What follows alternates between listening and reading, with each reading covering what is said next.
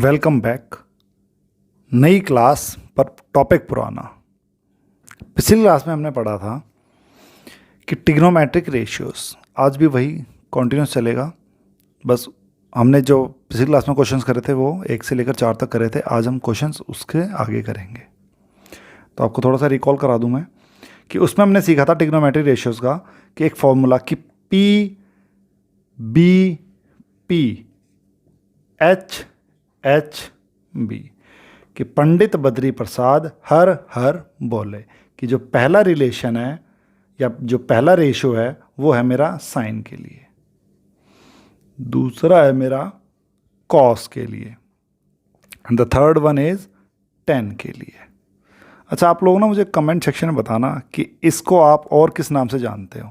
कि जैसे मैंने बताया अभी कि पंडित बद्री प्रसाद हर हर बोले। काफ़ी स्टूडेंट्स अपना लॉजिक लगाते हैं, अपने लॉजिक से इसको याद करते हैं। तो आप मुझे कमेंट सेक्शन में बताना कि आपने इसको कैसे लर्न करा है। तो ये हमें समझ में आ गया। तो अब हम चलो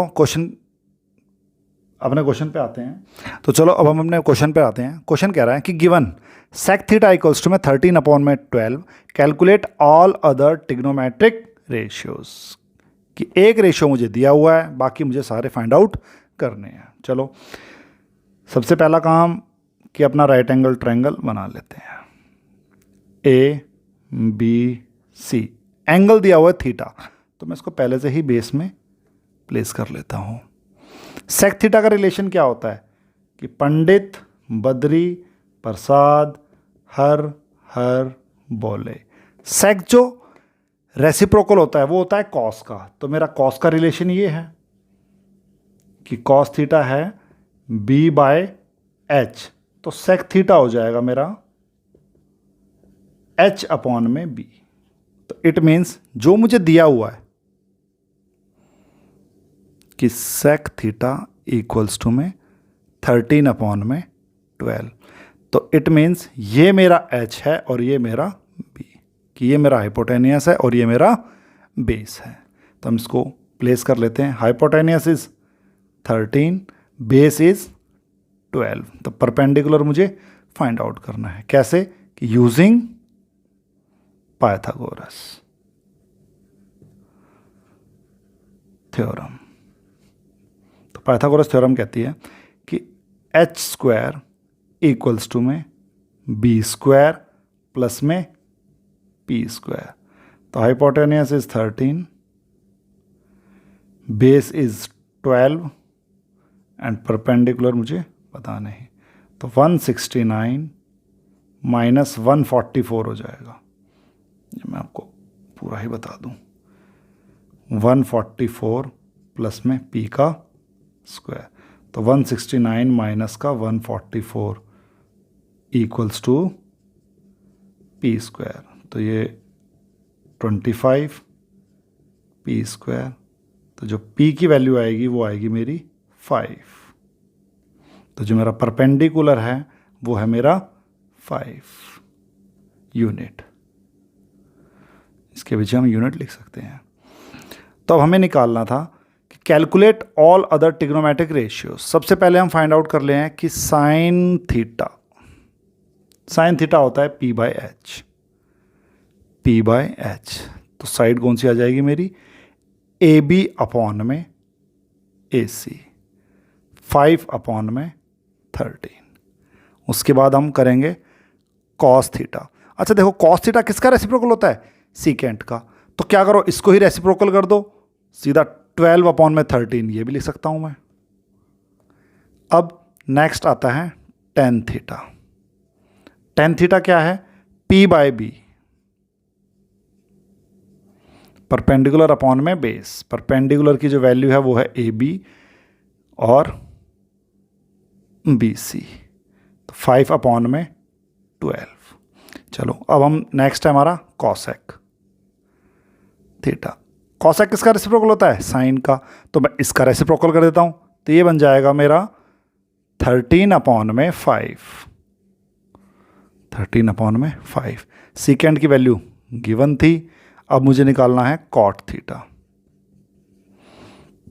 कॉट रेसिप्रोकल ऑफ 10, तो ये मेरा आ जाएगा 12/5। तो बाकी वैल्यूज़ निकालने की ज़रूरत नहीं है। अगर मुझे एक की वैल्यू निकल गई, उसका रेसिप्रोकल मुझे पता है, तो बस उसका रेसिप्रोकल करो तो सीधा आंसर लिख दो। तो इससे आपका एग्जाम में टाइम बचेगा। तो ये भी हमारा क्वेश्चन सॉल्व हो गया। अब हम नेक्स्ट क्वेश्चन करते हैं, क्वेश्चन नंबर 6। देखो क्वेश्चन नंबर 6 कह रहा है if angle A and angle B are acute angles such that cos A equals to में cos B, then show that angle A equals to में एंगल बी। हम एक राइट एंगल ट्रायंगल ड्रॉ कर लेते हैं। इंपॉर्टेंट क्वेश्चन है और interesting भी है। इसमें कह रहा है कि ए और बी एक्यूट एंगल है, तो ए ये हो जाएगा मेरा और बी ये हो जाएगा, तो ये मेरा बन जाएगा सी, जो कि है 90 डिग्री। अब इसमें कंडीशन दी हुई है कि कॉस ए इक्वल्स टू में कॉस बी, कि कॉस ए इक्वल्स टू में कॉस बी। तो अब मैं देखता हूं कि कॉस ए का ट्रिग्नोमेट्रिक रेशियो क्या बन रहा है साइड्स के साथ, ऐसे ही कॉस बी का ट्रिग्नोमेट्रिक रेशियो क्या बनेगा। जब मैं कॉस ए की बात करूंगा तो ये मेरा हो जाएगा बेस, और ये मेरा परपेंडिकुलर, और ये मेरा हाइपोटेनियस। तो इसका रेशियो क्या बनेगा, कॉस ए, देखते हैं क्या होता है कि पंडित बद्री प्रसाद हर हर बोले। ए के लिए बात कर रहा हूं तो बी बेस, परपेंडिकुलर और hypotenuse. P by B by H, तो बेस है मेरा ए सी, अपॉन में हाइपोटेनस है मेरा ए बी। अब इधर बात करता हूं मैं कॉस बी की। जब मैं कॉस बी की बात करूंगा तो अब मेरा जो एंगल है वो एंगल आ गया मेरा ये।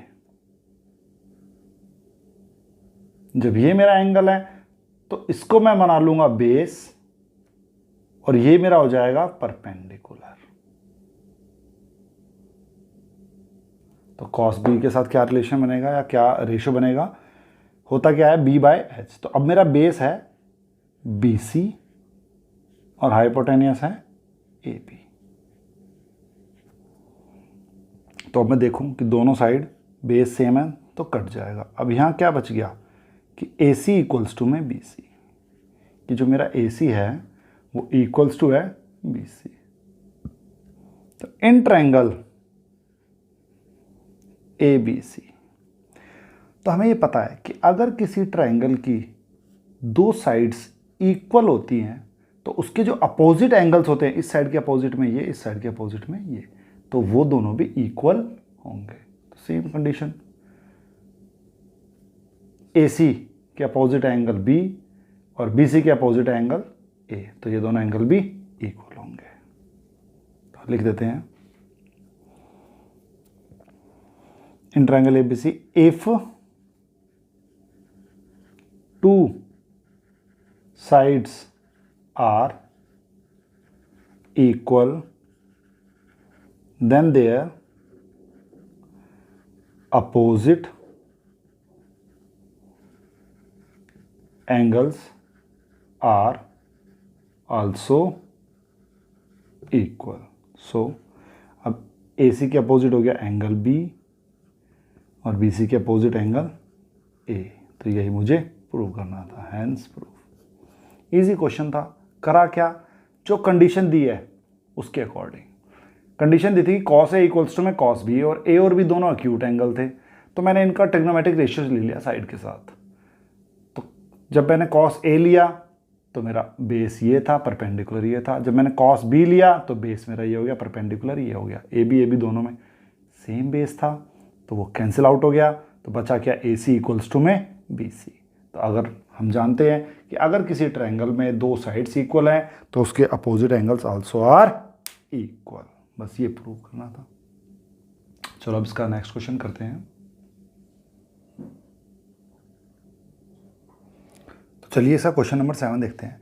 कह रहा है if cot theta equals to में 7/8 इवैल्यूएट, फर्स्ट मुझे फाइंड आउट करना है कि 1 plus sine theta, 1 minus sine theta, 1 plus cos theta और 1 माइनस कॉस थीटा, ये इसकी वैल्यू मुझे फाइंड आउट करनी है। द सेकंड है कि cot square theta.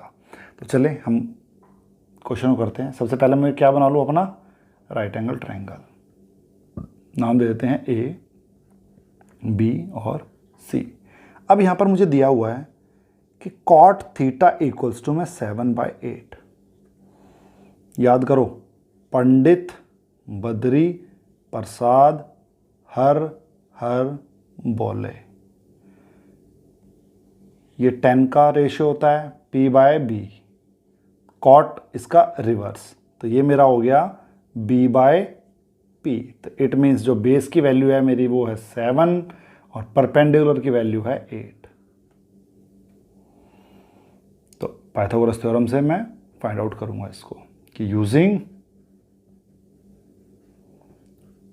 Pythagoras theorem कि AC का स्क्वायर BC का स्क्वायर प्लस में AB का स्क्वायर। AC फाइंड आउट करना है हमें, BC मेरा 7 का स्क्वायर 8 का स्क्वायर, 49 + 64 1113 अंडर रूट। तो AC आ गया मेरा अंडर रूट 113। ये मेरी हाइपोटेनस की वैल्यू। अब देखो इसका जो पहला पार्ट है वो कह रहा है कि 1 + sin theta 1 - sin theta upon में 1 + cos थीटा और 1 - cos थीटा। इसकी वैल्यू मुझे फाइंड आउट करनी है। सबसे पहले मुझे साइन और कॉस इसमें दिख रहा है तो मैं इनकी वैल्यूज़ निकाल लूँगा कि अब मेरा साइन थीटा क्या बनेगा, P/H परपेंडिकुलर अपॉन में हाइपोटेनियस। तो परपेंडिकुलर, यहाँ पर मैं इसको थीटा ही लेना है मैंने, और किसी पर जाना ही नहीं है। तो साइन थीटा ये हो गया P/H 8 अपॉन में अंडर रूट 113। ऐसे ही कॉस थीटा की वैल्यू बेस अपॉन में हाइपोटेनियस, तो 7 अपॉन में अंडर रूट 113। अब देखो एक तो वे ये है कि मैं साइन की वैल्यूज में पुट करूँ फिर इनको सॉल्व करूँ। अब मैं इसमें एक आइडेंटिटी लगा देता हूँ कि हमने एक 9th में आइडेंटिटी पढ़ी है। वो आइडेंटिटी क्या है कि A + B और A - B कि सेम नंबर्स एक बार प्लस में हो और एक बार माइनस में हो, तो उससे बनता है मेरा A² - B²। चेक करते हैं क्या यहाँ अप्लाई हो रहा है कि 1 + sin theta 1 - sin theta same है, बस साइन अपोजिट है, तो यहाँ पर वो अप्लाई हो जाएगा। तो उसको अप्लाई करके देख लेते हैं। तो ये बन जाएगा कि 1 का square minus sine square theta 1 - cos square theta. तो मैं 1 का स्क्वायर करूँगा 1 ही आएगा, तो यहाँ पर अभी आ गया साइन स्क्वायर थीटा अपॉन में 1 - cos स्क्वायर थीटा। अब इसमें भी एक आइडेंटिटी लग रही है, पर वो आइडेंटिटी नेक्स्ट एक्सरसाइज में यूज़ होगी, तो मैं बाद में बताऊंगा कि उस आइडेंटिटी को मैं यहाँ पर कैसे यूज़ कर सकता था। चलो अभी तो फिलहाल हम ऐसे ही करते हैं कि 1 - साइन थीटा की वैल्यू मैंने निकाली थी 8 अपॉन में अंडर रूट 113 का होल स्क्वायर, नीचे 1 - 7 अपॉन में अंडर रूट 113 का होल स्क्वायर। तो 1 - यहाँ आ गया 64 अपॉन में 113, 1 - 49 अपॉन में 113। अब मैं एलसीएम ले लूँगा 113, यहाँ पर 113 - 64, 113 - 49 अपॉन में 113, तो ये कैंसिल आउट हो गया। तो अब मैं 113 में से 64 को माइनस कर दूंगा तो आ जाएगा 49 और नीचे आ जाएगा 64। तो ये मेरा आ गया आंसर। अब इसका हम सेकंड पार्ट ट्राई करते हैं। सेकंड पार्ट में क्या रहा है कि कॉट स्क्वायर थीटा, वो तो कुछ नहीं कह रहा कि जो कॉट है ना बस उसका स्क्वायर कर दो। तो मेरी कॉट की वैल्यू कितनी दी हुई थी 7/8, स्क्वायर करूँगा 49/64, ये मेरा आ गया आंसर भाई। तो इजी था, बस यहाँ पर मैंने थोड़ा इसको सिंप्लीफाई कर लिया, किसकी हेल्प से, आइडेंटिटी की हेल्प से। अदरवाइज आप इसको वैसे भी कर सकते थे कि 1 प्लस साइन थीटा की वैल्यू थी 8/√113, फिर यहाँ पर 1 माइनस सेम इसको करते, फिर प्लस माइनस करते, थोड़ा सा स्टेप बढ़ जाते, बट मैंने इस आइडेंटिटी को यूज़ करके थोड़ा इसको कॉम्पैक्ट कर लिया। आसान है, अभी तो और भी कॉम्पैक्ट हो सकता था ये, पर इस पे जो आइडेंटिटी बेस है वो है अगली एक्सरसाइज में, वो आपको बताऊंगा। फिर मैं इसको बता दूंगा कि मैं इसको कैसे और सिंप्लीफाई कर सकता था, या इसको और मैं कैसे कॉम्पैक्ट कर सकता था। तो फिलहाल तो अभी ऐसे ही सीखो आप। अब हम चलते हैं इसके नेक्स्ट क्वेश्चन पे, question number 8।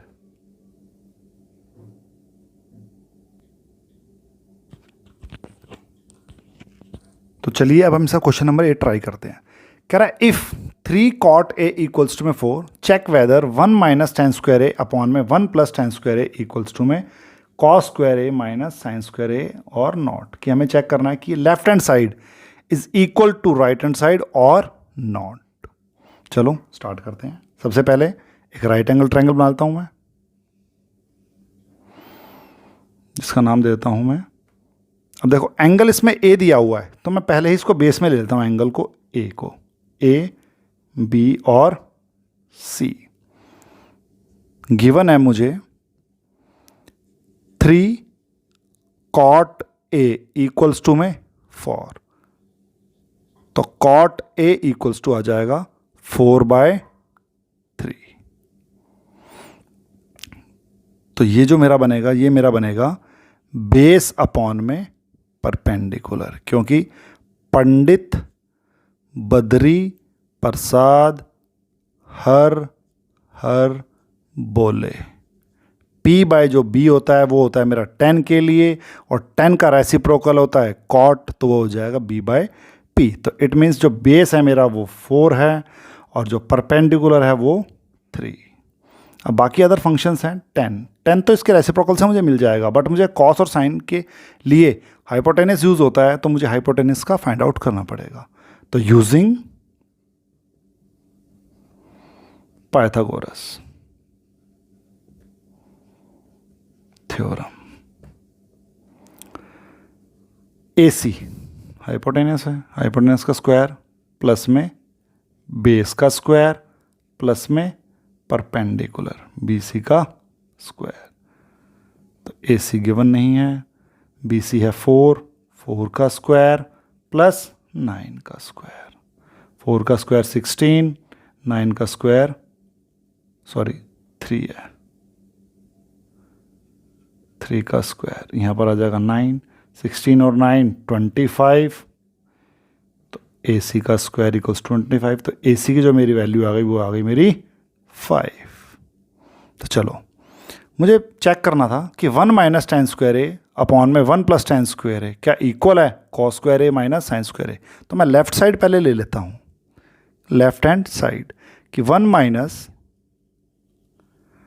tan square a upon में 1 प्लस tan स्क्वायर a।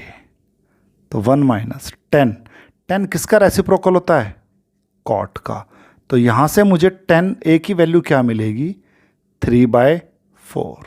तो 1 माइनस 3/4 का स्क्वायर अपॉन में 1 प्लस 3/4 का स्क्वायर। तो 1 minus 9/16, 1 plus 9/16, LCM 16 minus 9, 16 plus 9 upon में 16। देखो इसको मैं कैसे सॉल्व करता हूँ कि 1 माइनस 9 अपॉन में 16 है, मैं इन दोनों का एलसीएम लूँगा, यहाँ पर कुछ भी नहीं है 1 है, तो 1 और 16 का जो एलसीएम आएगा वो कितना आ जाएगा 16। देन मैं क्या करता हूँ कि यहाँ पर मुझे 16 बनाना है और यहाँ पर भी, पर यहाँ 16 बनाने के लिए मुझे किससे मल्टीप्लाई करना पड़ेगा 16 से, तो 16 बन गया। जब नीचे मल्टीप्लाई करोगे तो ऊपर ही मल्टीप्लाई करना पड़ेगा, तो 16/16 बन गया। यहाँ पहले से 16 है, जब दोनों का बेस सेम है तो ऊपर डायरेक्ट माइनस हो जाता है, 16 - 9 आ गया है डायरेक्ट। समझ आया? तो अब हम करते हैं, यहाँ पर आ जाएगा मेरा 7/16, 25/16, ये इससे कैंसिल आउट, आंसर आ गया 7/25। तो मेरा हाइपोटेन्यूस कितना आया था? 5। चलो अब हम करते हैं इसकी right hand side. Right hand side में करता हूँ रेड पेन से। RHS है cos square A minus sine square A। चलो साइन A की क्या वैल्यू आएगी?